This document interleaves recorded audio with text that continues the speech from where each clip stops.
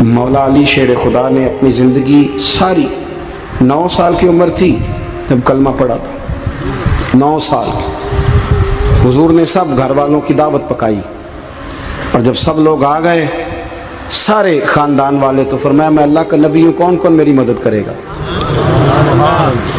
آپ کو پتہ ہے نا کہ جب مشکل وقت آتا ہے نا، یہ تو تب پتہ چلتا ہے نا ساتھ کون چلتا ہے۔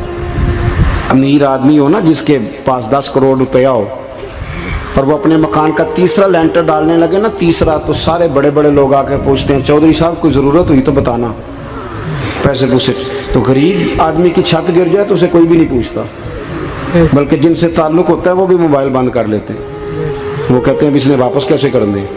حضرت مولا علی اس زمانے میں جب سام سونگ گیا سب کو، حضور نے فرمایا کون کون میرے ساتھ چلے گا؟ روٹی بھی کھا لی، گھر بھی آ گئے، صادق اور امین بھی کہہ دیا، جب کہا چلے گا کون کون؟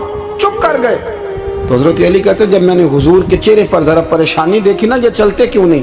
تو آپ فرماتے ہیں کہ ابھی میں کھجور کھا رہا تھا، کرتا لمبا پہنا ہوا تھا، سب سے پیچھے بیٹھا تھا، اور حضرت علی کا قد بھی درمیانہ تھا۔ آپ فرماتے ہیں میں اٹھا اور کھجور ابھی میرے منہ میں تھی، جھٹپٹ میں نے اسی طرح نکال کے جیب میں ڈال، اور میں پنجوں کے بل کھڑا ہو گیا، دونوں بازو کھڑے کر کے کہا حضور یہ نہیں بولتے تو نہ بولیں، انا ناصرو کا یا رسول اللہ، انا حافظو کا یا رسول اللہ۔ حضور آپ جہاں جہاں کہیں گے علی آپ کا مددگار بنے گا، دین کی مدد کرے گا، اور اگر آپ تک کوئی آئے گا تو علی آپ کی حفاظت کرے گا۔ 9 سال کی عمر میں چلے علی دین کی نوکری کے لیے، پھر بدر میں بھی پہلی صف میں، احد میں بھی پہلی صف میں، خندق میں بھی پہلی صف میں۔ ایک جنگ میں حضور نے کہا علی تو رہ جا، اس دفعہ رہ جا، تو عرض کی رو پڑے حضرت علی، دلیر آدمی تھے، رو پڑے، کہنے لگے حضور آپ مجھے بچوں اور عورتوں کے پاس چھوڑ کے جا رہے ہیں؟ حضور مجھے لے چلے، میں میدان کا زندگی ساری گزار دی، ساری زندگی گزار دی، اپنے زمانے میں آپس کا اختلاف بھی دیکھا، ساری زندگی شیر خدا نے دین کو دے دی۔ کوفے کی جامع مسجد میں 21 رمضان کو جب حضرت علی کو خنجر لگا نا، تو تاریخ میں جملہ محفوظ ہے، خنجر لگا نا جب، وہ 9 سال کی عمر میں یاری لگائی، 63 سال عمر ہو گئی، جب خنجر لگا تو کہنے لگا فزت برب الکعبہ، مجھے رب کعبہ کی قسم آج کامیاب ہو گیا ہوں، پانی پرن سہیلیاں تے رنگا رنگ کڑے، اسی پریا اس دا جانیے جس دا توڑ چڑھے۔ کہا دیکھو بھائی میں آج کامیاب ہو گیا، میں کامیاب ہو گیا، وہ جو میں نے کہا تھا حضور میں ساتھ رہوں گا، تے لے سجنا سا توڑ نبھائی، جان دیتی راہ تیرے، دے دیا ہر چیز دین کو دے دی۔ کون سی پراپرٹی چھوڑ کے گئے پیچھے؟ کون سا نظام بنا کے گئے؟ امام حسن بھی شہید ہوئے، پتہ ہے آپ کو؟ امام حسن کا بھی دن منانا چاہیے کہ نہیں؟ ان کے یوم وصال پہ بھی کچھ جلسہ کر لیا کرو، بڑے ہیں امام حسین سے، جدھر سارا زمانہ چلتا ہے ادھر چل پڑتے ہو۔ حدیث میں جہاں جہاں نام آیا نا، پہلا امام حسن کا ہے، دوسرا امام حسین کا ہے، اور امام حسین کے اپنے جملے ہیں، فرماتے ہیں میرا بھائی نہیں، میرا امام بھی ہے، میرا امام بھی ہے۔ اور آپ فرمایا کرتے تھے میں نے بڑی چیزیں اس حسن سے سیکھی ہیں، جو انہوں نے سیکھا ایک بتاؤں اس میں سے؟ کچھ لوگ تھکے ہیں آپ میں سے، حالانکہ میں تو زیادہ سفر کر کے آیا ہوں، عرض کروں جو انہوں نے سیکھا ہے؟ سنو، امام حسین خود بتاتے ہیں، فرماتے ہیں کہ اب میرے بھائی نا امام حسن اپنی ایک بیوی کو طلاق دینا چاہتے تھے، اختلاف شدید ہو گیا، بات طلاق تک آ گئی، مجھے پتہ چلا تو میں پہنچا، میں نے کہا بھائی جان کیا اختلاف ہے بھابھی سے؟ سنا طلاق دینے لگے ہیں، فرمایا ہاں طلاق دے دوں گا۔ چلی گئی ہے میکے، فرمایا بتائیں غلطی کیا، کیوں دے رہے ہیں؟ تو امام حسن فرمانے لگے حسین آپ نے قرآن نہیں پڑھا؟ میں نے کہا جی پڑھا ہے، بتائیں۔ کہنے لگے اللہ فرماتا ہے ہن لباس لکم وانتم لباس لہن، مرد عورتوں کا لباس ہے، عورتیں مردوں کا لباس ہیں۔ فرمایا میری بیوی میں کوئی کمزوری ہوگی تو میں پردہ ڈالوں گا کہ دنیا کو بتاؤں گا؟ امام حسین کہتے ہیں میں نے اٹھ کے بھائی کا ہاتھ چوما، میں نے کہا آیت میں نے پہلے بھی پڑھی تھی، تفسیر آج سمجھ میں آئی ہے، تفسیر آج سمجھ میں آئی ہے، میرے بڑے بھائی نے سمجھائی ہے، سمجھ میں آئی۔ کہتے ہیں کچھ دنوں کے بعد امام حسن نے بیوی کو طلاق دے دی، میں پھر آیا اور میں نے کہا میرے شانوں والے بھائی آپ بھی بتا دیں کیا مسئلہ تھا؟ تو کہتے ہیں میرا ماتھا چوما میرے بڑے بھائی نے، اور کہنے لگے حسین چھوڑ، وہ غیر محرم بیوی ہے، میں کسی غیر کی باتیں تیرے ساتھ کیا کروں، طلاق دے دی، غیر محرم ہو گئی، اب اس کا ذکر کیا چھیڑنا؟ کہتے ہیں میں سمجھ گیا، کہ میرا بھائی قرآن کی اس روح کو جانتا ہے جو حسین تک بھی پہنچ رہی ہے۔ بھائیو، امام حسن رضی اللہ تعالیٰ عنہ، آپ کو پتہ ہے یہ کائنات کا وہ عظیم شخص ہے، حسن ابن علی، وہ عظیم ہستی ہے جس نے تاج چھوڑ دیا، تخت چھوڑ دیا، پر نبی پاک کی امت کو جوڑ دیا۔ نبی کریم نے ان کو اپنے ساتھ بٹھا کے کہا تھا، صحیح بخاری میں موجود ہے، کہا یہ میرا بیٹا حسن سید ہے، یا مسلمانوں کی دو جماعتیں لڑیں گی تو یہ صلح کرائے گا۔ حضرت امام حسن نے تخت چھوڑا، تاج چھوڑا، لیکن مسلمانوں کو آپس میں اتنی بڑی قربانی، اتنی بڑی قربانی۔ یہاں تو بھائی چھوٹا سا مسئلہ ہوتا ہے، مسجد میں اچھے بھلے امام صاحب نماز پڑھا رہے ہوتے ہیں، بچے پڑھ رہے ہوتے ہیں، اور مسجد میں تو تقریباً 15-20 چودھری اتوار مسجد میں ہوتے ہیں۔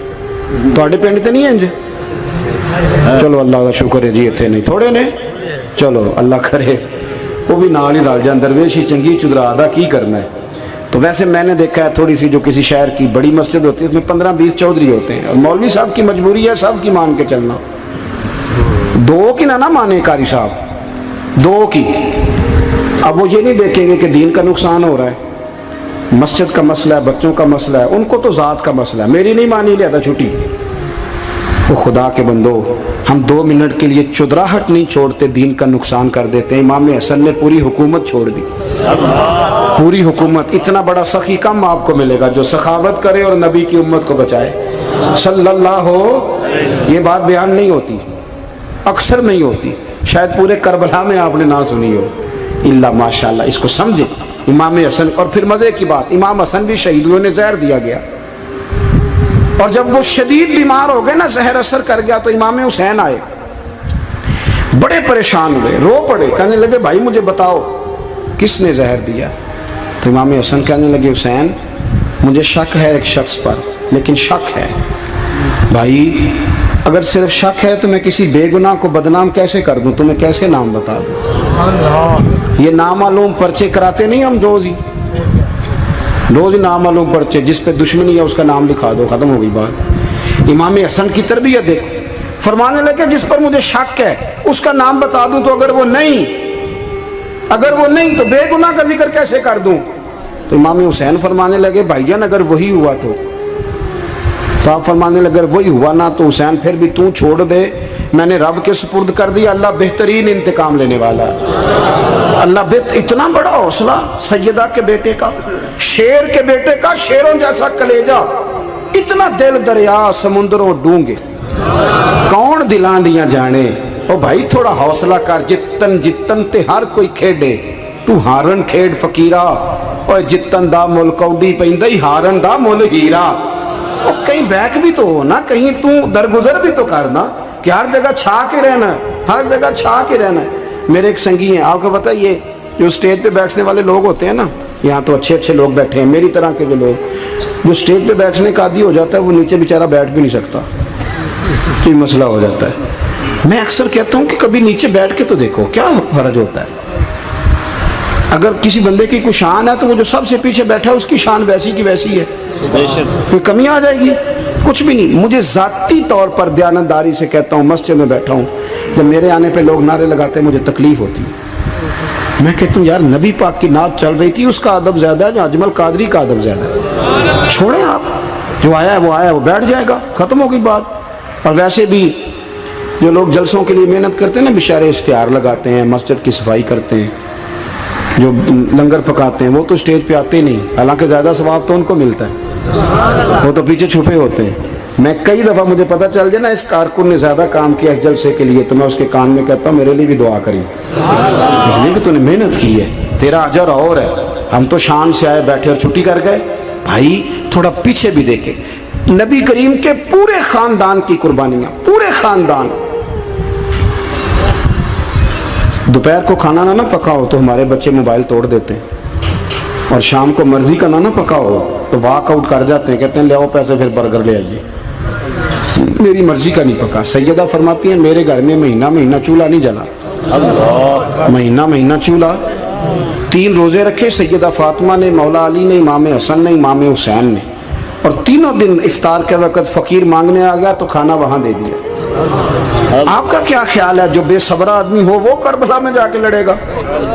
جس کو عادت ہی نہ ہو بچپن سے ٹھہرنے کی وہ لڑے گا، جو ذرا ذرا سی بات پہ ڈگمگا جاتا وہ لڑے گا، اسٹیج پہ نہیں بٹھایا تو لڑ پڑے وہ لڑے گا۔ او خدا کے بندو، بڑا حوصلہ چاہیے، بڑا ظرف چاہیے۔ امام علی مقام کا ایک قد ہے، ان کا ایک وقار ہے، ان کا ایک حسن ہے۔ امام حسین رضی اللہ تعالیٰ عنہ نے 25 حج کیے ہیں مدینے سے مکے پیدل جا کے، دونوں بھائیوں نے۔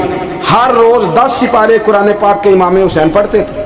حضرت عبداللہ ابن زبیر کہتے ہیں میں سیدہ فاطمہ کے بیٹے حسن اور حسین سے جب بھی ملا ہوں دونوں بھائیوں نے روزہ رکھا ہوا ہوتا تھا۔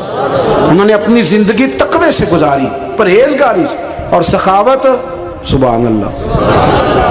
پتہ ہے سخی مالدار نہیں ہوتا، حضور نے فرمایا بندہ دل کا غنی ہوتا ہے۔ مالدار تو بندہ بنتا ہی تب ہے جب پیسے جمع کرے، سخاوت کرنے سے تھوڑی مالدار بنے گا۔